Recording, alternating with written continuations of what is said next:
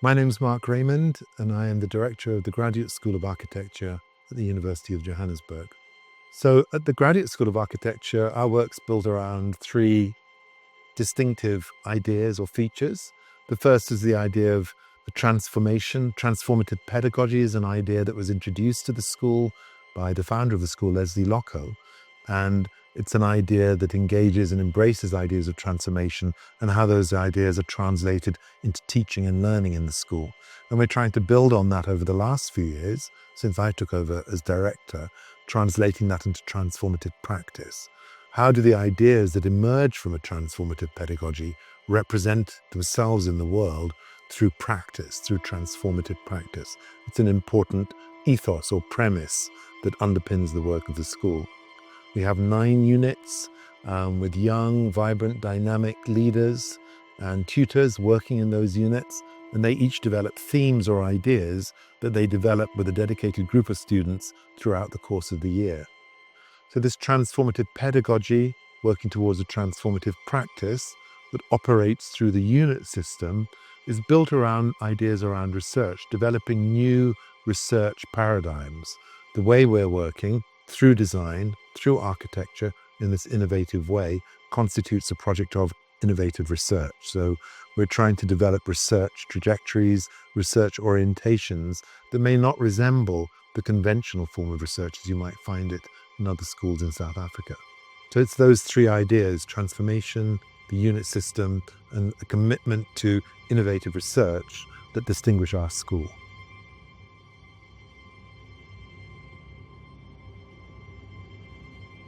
My name is Mark Sherritt. I'm a practicing architect, and I'm leading Unit 5 called Interspecies Design. Some of my research interests are around rewilding, ecological regeneration within African cities, and what does that mean for the future cities we will be building across the African continent. I'm Masego Musi. I'm a candidate architect as well as the Unit 5 tutor. So Unit 5's focus is on questioning kind of a basic idea of architecture, that it should be designed for people. That means that our cities have been designed purely for people. And the unit is questioning, what about if we include the client base of buildings to include things like wildlife? And I think in the African context, that's really relevant in terms of how fast our cities are growing. A lot of the times that's informal. And our wildlife kind of conservation areas have become these isolated islands. So the overall question of the unit is what role do architects have in mediating that relationship? Generally, there's a lot of wildlife conflicts, human-wildlife conflict across the continent. And specifically, what does that look like within cities as we start to see, landscape change, ecological collapse, climate change? How do we equip architects to play within that environment, which is really quite engineering focused? So I think there's a great leadership role architects can play in leading the discourse around wildlife, ecological systems, design, space, that we love the unit to kind of extend the thinking around. And the plan of the unit is that we travel to the Karoo National Park that kind of models the future climate change scenario for Johannesburg. So putting students in a place where they can feel the extra heat stress, where they're studying plants and animals that have adapted to that heat stress, translating that into design principle.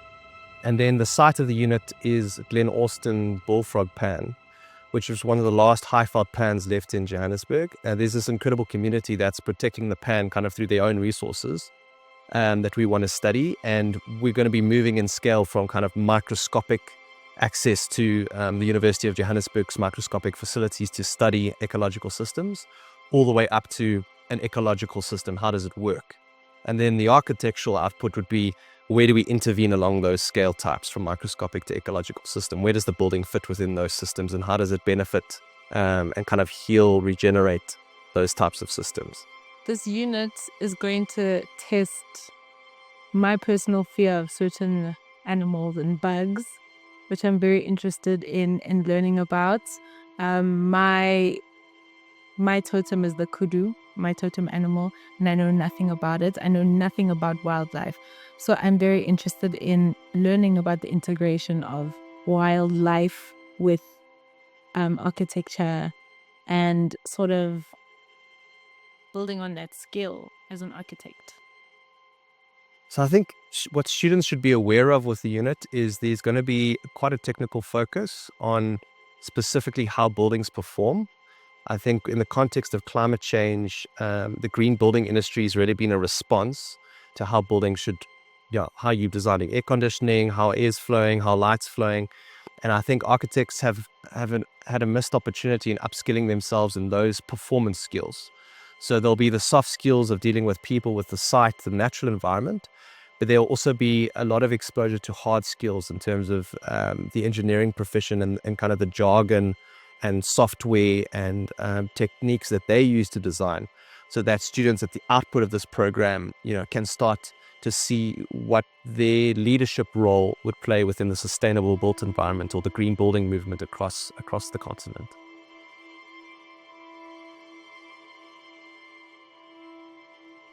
Hi, I'm Jalan Fal. I'm an architect and an urbanist, interested in the city.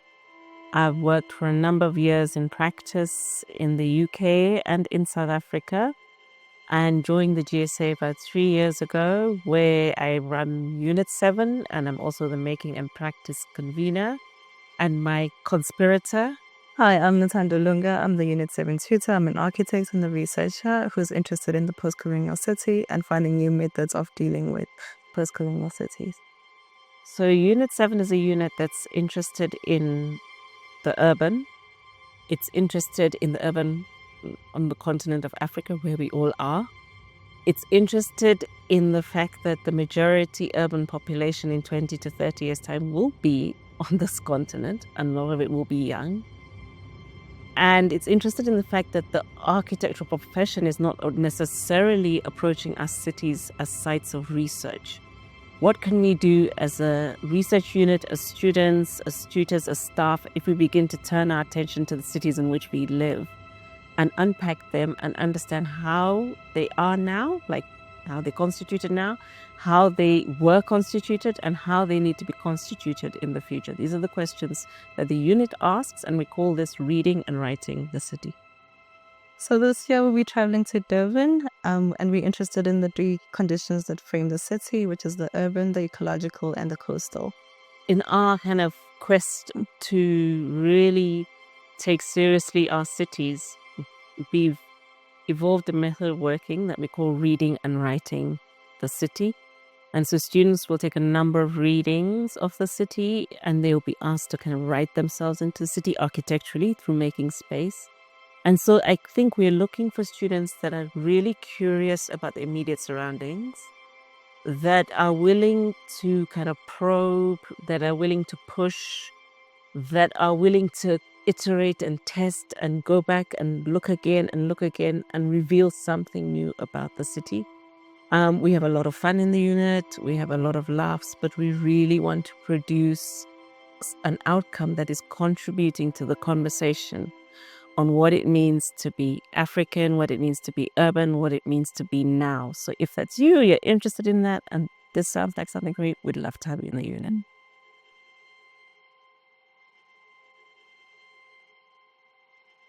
Hi, I'm Catherine.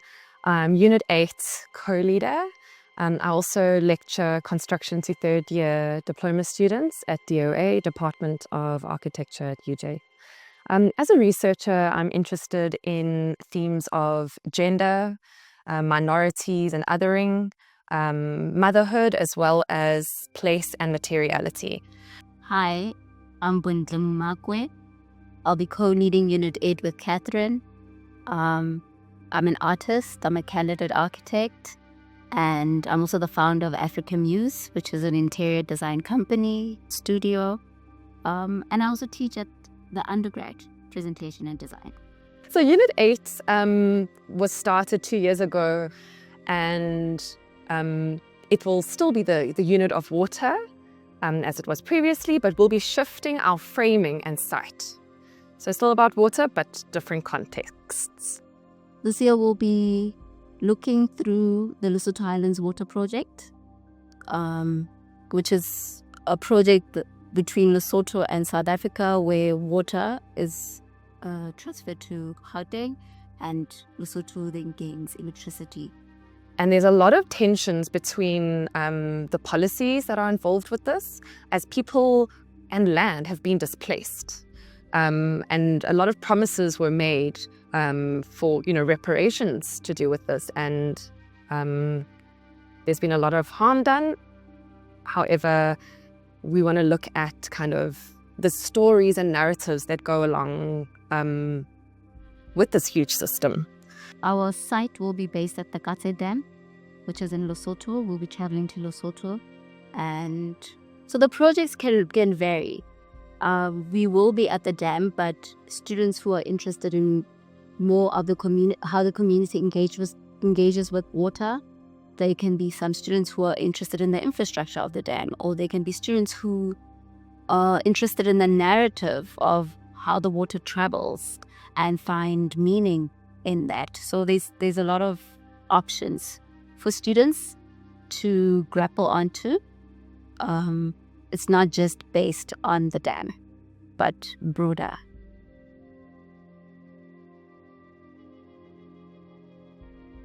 My name is curricular Susana. I'm a graduate of Tshwane University of Technology, co-founder of Susana Sana Studio, and also an award-winning innovator.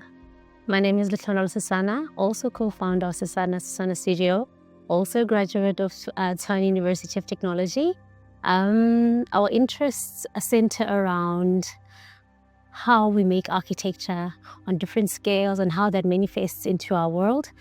We do that and explore those questions through our practice. We produce furniture, artifacts, and anything design related, really, to really challenge how an artifact preserves and holds memory, meaning, and also knowledge, yes. Which leads us to our unit theme for this year is Unit 10, Living Narratives. So in Living Narratives, our site of choice is the Tshwane Crater. That symbolizes the convergence of cosmic forces and earthly forces. So we are interested in activating historically dormant sites, and for us that's an important site to activate in terms of knowledge preservation and cultural preservation. It speaks of, when you look at the crater itself, it speaks of the crater as a metaphor, this idea of impact and displacement, and two, ancestral knowledge and indigenous knowledge system, and three, artifacts and time and cosmic forces and all these things that come together to create a new way of Practicing and living. Exactly. We want to encourage our students to bring themselves, their culture, their heritage, their curiosity, whatever it is that governs the nature of their existence into the site itself, be it through site analysis or be it through the making of the proposal. We just want to get to know them and see what manifests out of knowing them. My name is Emmanuel Nkambule. I just joined the GSA and I will be technical advisor for Unit 10. I will also be involved in ADR, which is Advanced Design Research. And I have particular interest in creative outputs, and I look forward to engaging with students and staff and the whole GSA community in cultivating our creative energy. Bit of background is I spent the last 8 years at Tshwane University of Technology, which is a very strongly technical school of architecture. I ran a technical studio. While there, we did a design make project with students and communities. So I bring with me a very hands-on approach to architecture, which I call design through making, and really investigating design through the making process. So I believe my role at the GSA will really to help and contribute towards the shift of the school in really being more practical also in how they approach design.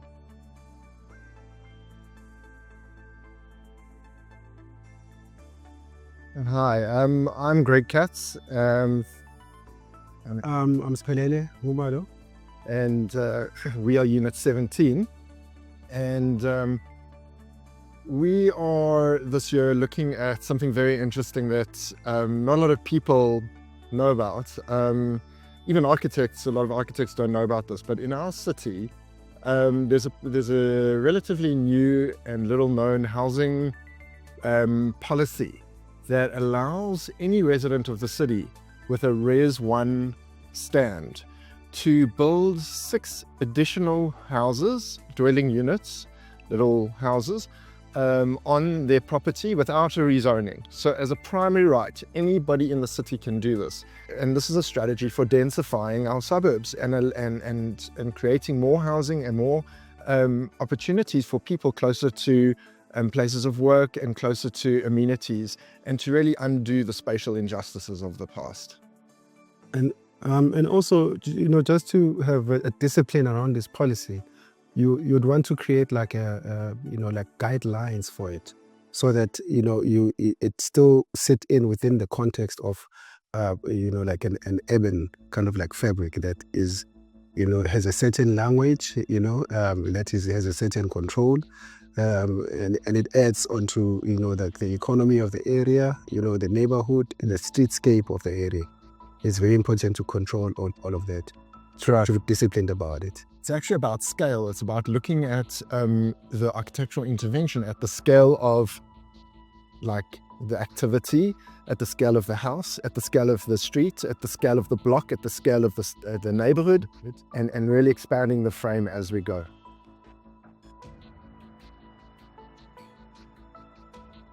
Hi, I'm Azra Gabru. So I co-lead Unit 21 with Craig McLennigan. So a bit about me. I actually studied at the GSA. I'm a Unit 14 alumni.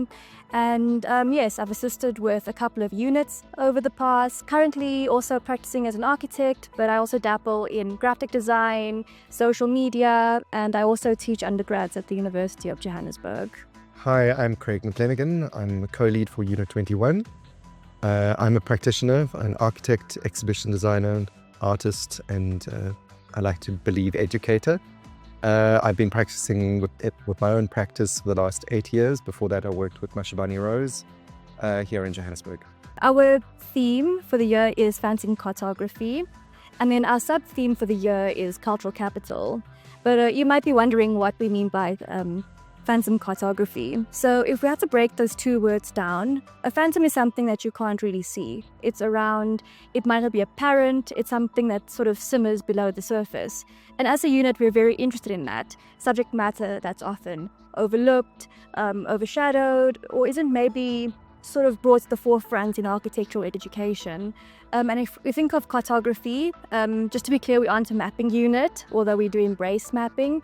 The idea is, how do we actually chart our findings as a unit? And how do you chart your interests within that space? This year, we're also looking at a theme of cultural capital. So, it's very interesting. We want to know what culture means to you. It's such a broad term. And again, if you look at capital, it's something that could earn you money. It also could mean the capital of something.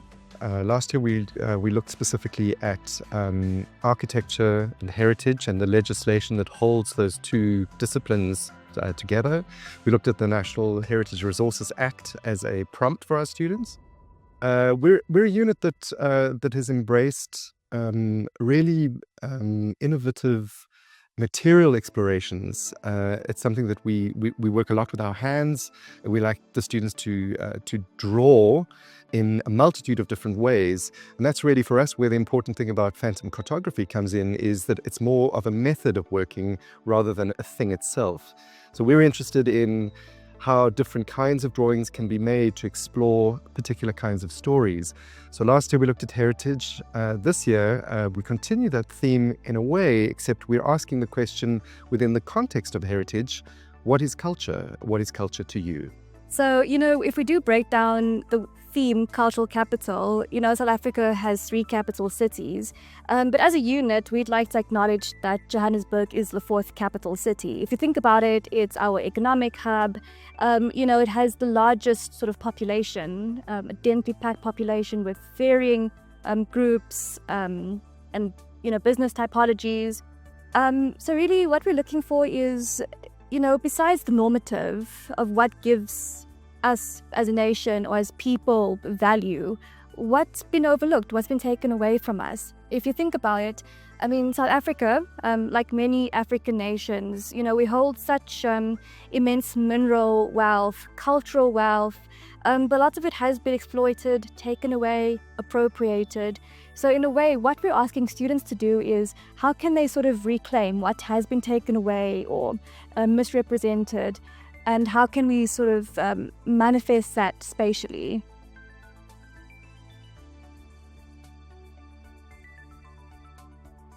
Hi, my name is Joshing Yangong, Unit 23 lead. I graduated from the GSA in 2019 and thereafter taught with Unit 14 for 3 years. And this year is my 3rd year leading Unit 23. Hi everyone, so my name is Characterises. I'm also a GSA alumni and I've joined Unit 23 as a unit tutor. And I've been in practice for around about 5 years now. And within that, I've also have my own practice, which is Black Space, which looks into a lot of exhibition work, one of which was exhibited at Keys Art Mile and Venice Biennale, and the others is mostly lecturing and external moderation. And yeah, that's me. In 2025, we build onto the theme of legislation as myths by looking at contested landscapes and mythical truths.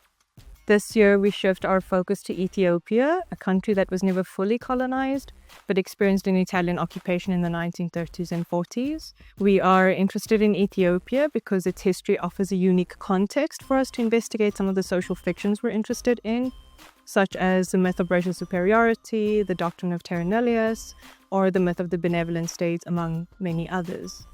Many of these social fictions have become formally recognized and written into our physical landscapes as well as our land governance policies.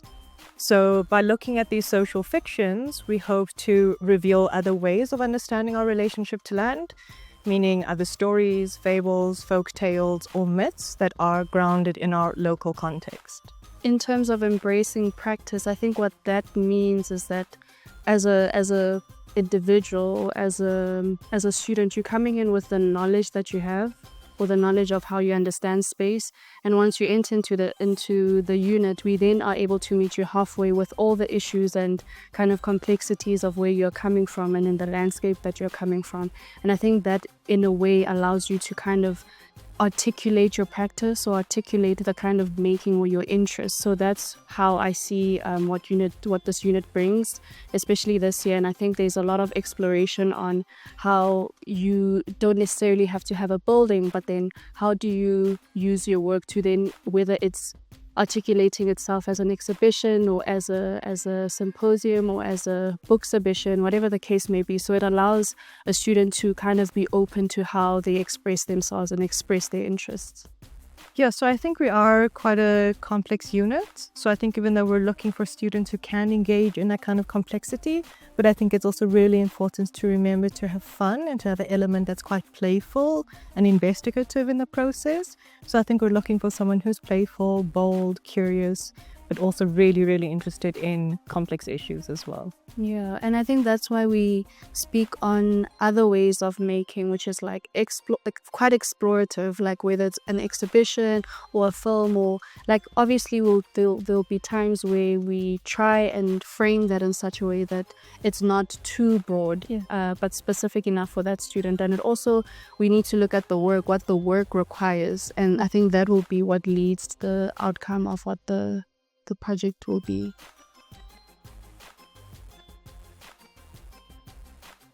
Hi, my name is Heidi Lu. And I am Tanya Murray. And we are the co-leads for Unit 24. So 2025 will be our 3rd year of operation at the GSA as architects, storytellers and experimenters who are interested in working at the intersection between the speculative and the practical. So Unit 24 is interested in questions of identity and belonging and questions the validity of inherited colonial institutions, where our primary goal of the unit is to create a new architectural vocabulary for the middle space. So the work that the unit has done over the past 2 years relate to identity, belonging, and relate to bigger thematics such as race, gender, and class. Our site of inquiry for 2025 is the colonial frontier, known as the former Cape Colony in the Western Cape. And we look to uncover its legacy in the region. These were once sites of resistance, conquest, and survival. And this year, we hope that they become sites of architectural interrogation and speculation. Students can expect to begin the year exploring the historical context in order to understand the implications on contemporary identity politics in the country. They can also expect to develop existing ways and new ways of working that support their design interests authentically. And students can also expect to be turned inside out, to really feel transformed after the year due to their valuable contributions that they'll make. Students can also expect to have discussions around contemporary identity and architecture thematics and how these discussions and conversations relate to social and political contexts. And they can also expect to have their perceptions of architecture challenged and shifted within the unit.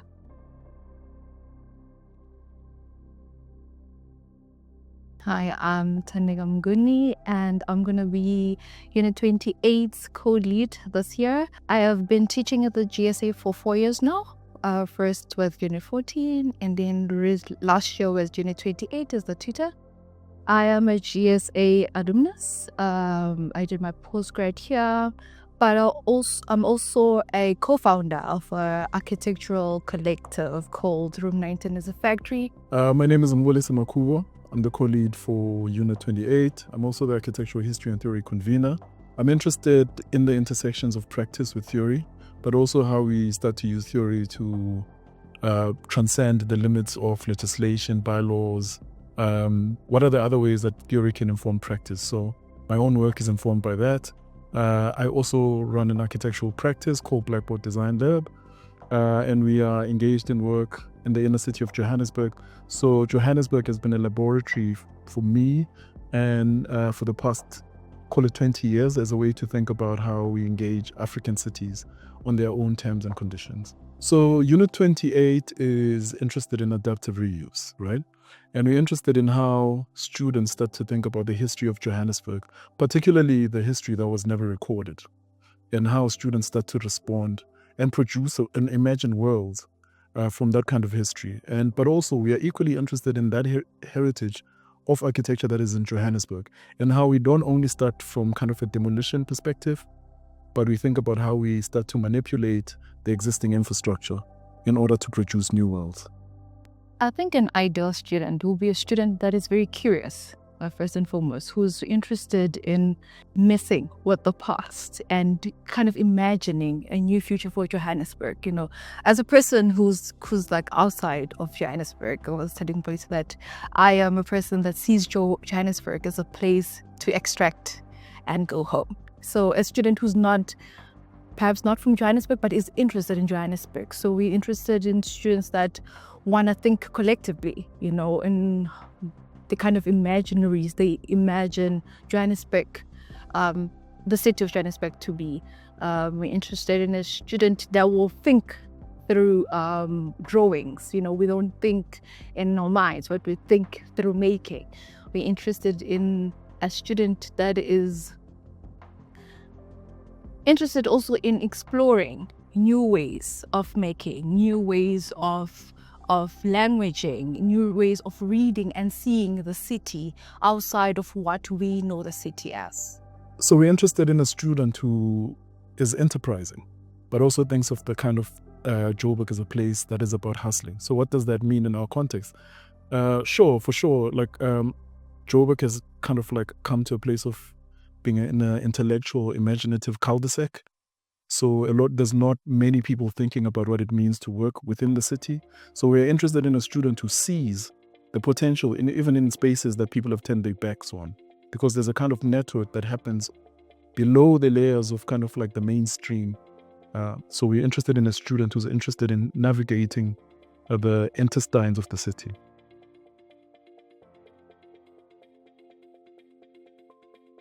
Hello, I'm Jelan Fowl. I'm the convener for Making and Practice at the GSA, and it covers both years of the GSA, Honours and Masters. And My name is Blue Bennington. I'm a practicing architect, and this year I've joined the Making team.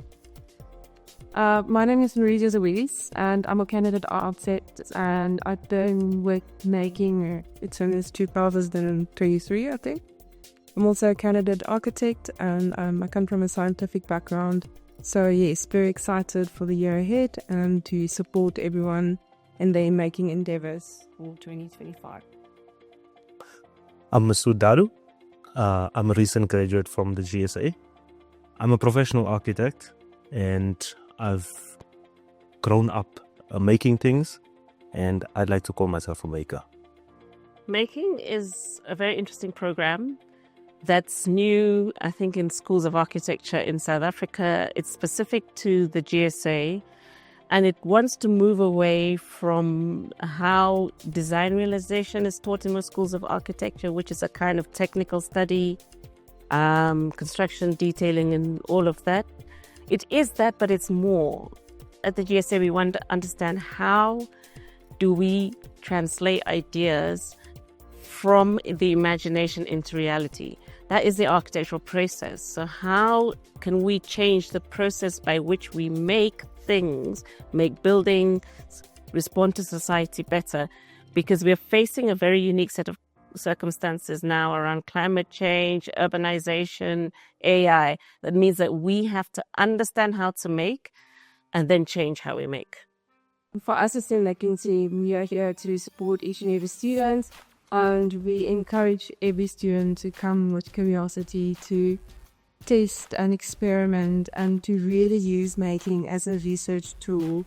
So this year you guys can expect to get your hands dirty, and we're going to jump right into it. We're going to be working in the workshop, experimenting with materials, and we hope to kind of satisfy the technical aspects of understanding building and the making process, while also learning about the process of creation. It's kind of at the heart of what we do as architects. We're trying to understand the process of making, but with that, we want to understand the theoretical portion or the theoretical underpinning of making itself. GSA's project of transformative pedagogy in some ways was incredibly successful. The fruits are all around us. And now I think we're really trying to consolidate that around the idea of transformative practice. How do we move from a pedagogical space to a space where we have an impact in society?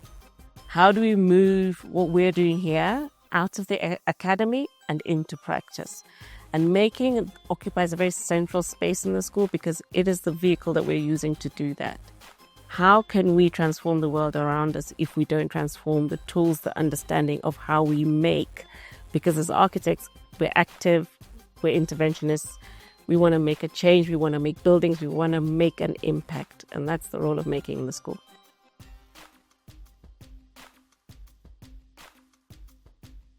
Hi, I'm Heather Dodd, and this is myself, Mulsi, and we are Practice. So practice has conventionally been all about contracts, legal frameworks for practice. We are expanding the nature of what practice could be and might be.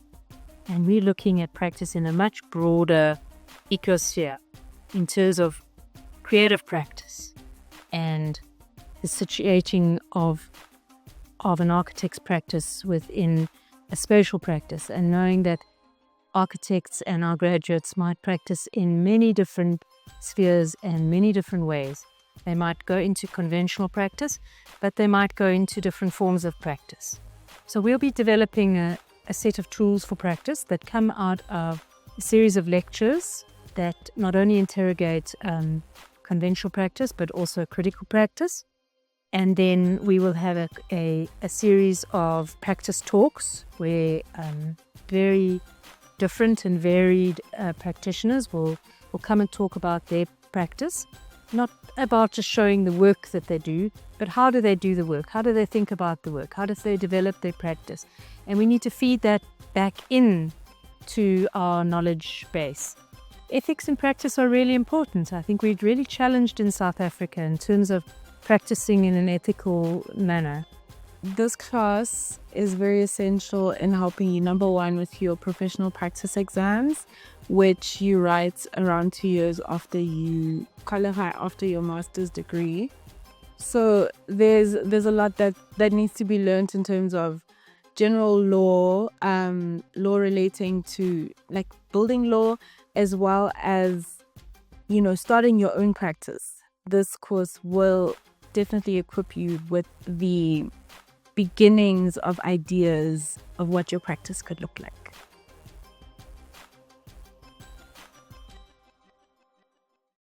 Hi, my name is Lesley Lokko. I'm the Architectural History and Theory convener, and I also run Unit 28. My interests are on kind of thinking through the city and how we can deploy kind of like the city as a way to think about the bigger world. Hi, my name is Heidi Liu. I am the AHT assistant and I also co-lead Unit 24, where we're interested in identity and belonging.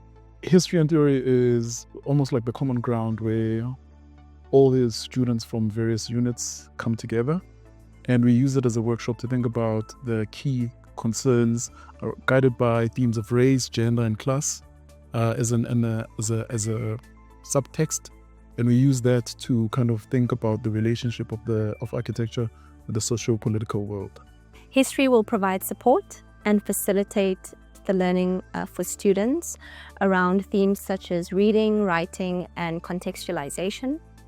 Honors students will work with a variety of mediums, such as drawing, making, and writing to formulate their arguments, which will culminate in a 5,000-word essay that will be delivered through smaller components throughout the year, such as a literature review and a verbal presentation of their draft essay. So what we'll be doing in terms of the structure is that we've conceptualized it as, and we're deploying the city as a way to kind of tackle modernism, postmodernism, and kind of the canon, and think about how that intersects with the city of Joburg, and how architects from the Global South are thinking about these discussions around about modernity, and the modernist project. So that's kind of how we'll structure the year, so that we are in dialogue. But also, so we have, in terms of structure, we have the formal lectures, and then we have a seminar session. So it's not only about the dissemination of knowledge from us, but we are interested in how students start to debate these histories, but also understand that there's various histories that constitute the world we are in.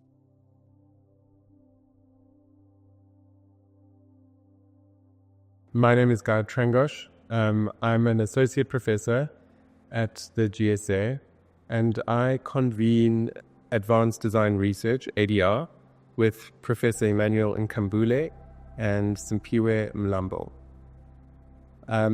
This year, we're really looking at trying to expand ADR's focus. We are looking at many opportunities for building interesting research projects, supporting students and staff in their research endeavors, and strengthening the post-professional program. Something that's quite exciting this year is that we will be launching the DPhil with a specialization in architecture. It will be the second only practice-based research architecture doctorate in South Africa. And we really look forward to engaging with potential students who have an excellent sense of their practice, or who aspire to be architectural practitioners of different kinds. We look forward to them joining us and really using the DPhil as an opportunity to kind of think more critically about how they practice and what different forms of practice they might be interested in embarking on. So you've now seen all the GSA units, you've now seen all the modules and how the school operates. I'd like to welcome you to participate in the work that we're doing here and to take full advantage of what the school has to offer and contribute to our community of practice. Hi, my name is Denise Fashier and I'm the Senior Operations Manager at the GSA. I manage all the human resourcing, funding and budgets of the GSA, but primarily I manage a team of of operations staff who deal with each portfolio separately in terms of their interface with students. Hi everyone, my name is Gabisile Mahlangu and I'm the administrative assistant at the GSA. Some of my responsibilities include venue booking and managing of the venues, equipment booking, and also the travel portfolio for local trips for both staff and students. Hi everyone, I'm Adeshni Reddy, the Academic Admin Manager for the GSA, and I take care of all matters related to the student's life cycle, such as admission, registration, graduation, and examination. Hi everybody, I'm Lesley Garcia. I am the Senior Executive Administrator. I also deal with special projects. From my side, I will assist Prof Mark Raymond with administration. I will assist with travel logistics, and there will also be some communication from the Director's office coming your way. Hi, I'm Boitumela Mazvuka, and I'm the GSA's Events, Exhibition and Social Media Manager. So I manage the GSA's brand and also the public programs, student exhibitions, and any academic events that we have at the school.